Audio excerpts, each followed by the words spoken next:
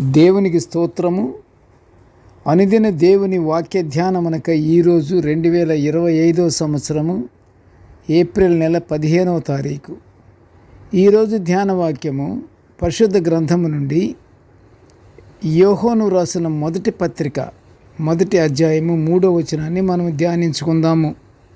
ప్రియ దేవుని బిడ్డలారా, నేటి ధ్యాన వాక్యాన్ని మనం ఒకసారి పరిశుద్ధ గ్రంథము నుండి చదువుకుందాము.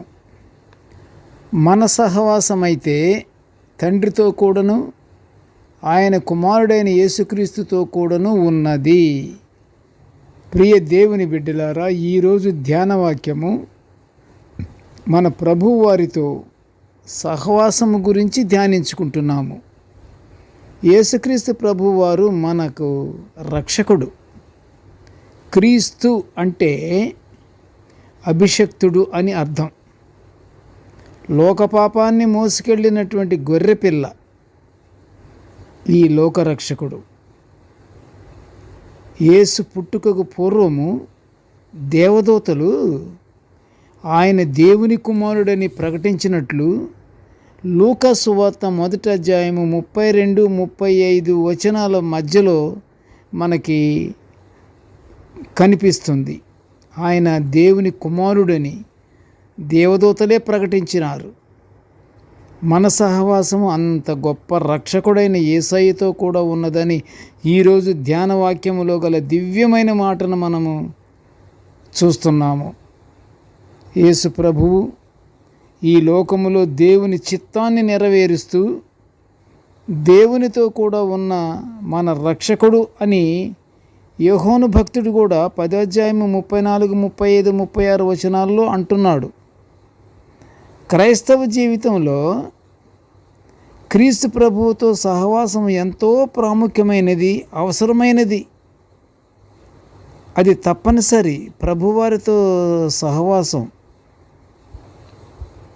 ఆయనతో సహవాసం మనము తప్పకుండా కలిగి ఉండాలి. ఆయనతో సహవాసం మనం కలిగి ఉండాలంటే ప్రభువు ఆజ్ఞలకు, ప్రభువు కట్టడలకు మనము ఆచరిస్తూ పాటిస్తూ ప్రభువారు మన ఎడల కురిపించినటువంటి ప్రేమను మన మనసుల్లో ఉంచుకొని మనము కూడా అందరితో ప్రేమ కలిగి ఉండాలి. అప్పుడు మనకి ప్రభువారి యొక్క సహవాసము తప్పకుండా దొరుకుతుంది. ఆయనతో సహవాసం అనగా నిత్యము పరిశుద్ధ గ్రంథము పవిత్రమైన మనసుతో చదువుకుంటూ ప్రతి విషయమందును ప్రార్థనా విజ్ఞాపనలతో దేవుని స్తుతించుచుండుట, ఆయనతో సహవాసము కలిగి ఉండుటే. మనము జాగ్రత్త కలిగి, ప్రియ దేవుని బిడ్డలారా, మనము జాగ్రత్త కలిగి దుష్టులతోనూ, కోపిష్ఠులతోనూ, మూర్ఖులతోనూ, తుంటరులతోనూ, త్రాగుబోతులతోనూ, అవిశ్వాసులతోనూ, భక్తిహీనులతోనూ, దుర్మార్గులతోనూ సహవాసము అనేది మనము చేయకూడదు. పౌలు గారు అంటాడు, కొరింథీయులకు రాసినటువంటి 2వ పత్రిక 6వ అధ్యాయం 14లో చాలా నిర్మోహమాటంగా చెబుతున్నాడు. మీరు అవిశ్వాసులతో జోడుగా ఉండకూడి, నీతికి దుర్నీతితో ఏమి సాంగత్యము, వెలుగునకు చీకటితో ఏమి పొత్తు అని చెప్తున్నాడు. పరలోకమందున్న ప్రేమగల తండ్రితో నిరంతరము సహవాసము చేయుటయే నిజమైన క్రైస్తవ్యము. గనుక ప్రియ దేవుని బిడ్డలారా, మనము మన ప్రభువుతోనూ పరిశుద్ధాత్మతోనూ సహవాసము కలిగి ఉండి నిత్యము ప్రార్థనలతో ప్రభువారిని మహిమపరుచుకుంటూ మనం స్తుతించుకుంటూ పరలోకాశీర్వాదాలు పొందుకుందాము. ప్రార్థన చేసుకుందాము. కృపగల తండ్రి, జీవముగల నాయన, నీ పాదములకు స్తోత్రములు. తండ్రి, నీ దివ్యమైన వాక్యాలను నిత్యము మేము ధ్యానించుకునే గొప్ప భాగ్యాన్ని మాకు అనుగ్రహించినందుకు నీకు స్తోత్రములు నాయన.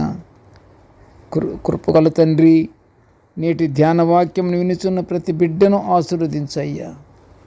కృపగల నాయన, మేమైతే నాయన నీ యొక్క సహవాసము కొరకు నాయన మేము ఎదురు చూచుచూ తండ్రి నీ సహవాసముతో ఉండి నీకు ప్రార్థించుకొనుచు నిన్ను మహిమపరచుకొనుచు నీ పరలోకాశీర్వాదాలను పొందుకునే భాగ్యాన్ని మాకు అనుగ్రహించమని ఈ మనవులన్నీ యేసయ్యపుని నామమున వినయముగా వేడుకొనుచుంటున్నాము తండ్రి. ఆమేన్. దేవుడు మనలందరినీ బహుగా దీవించుగాక. ఆమేన్.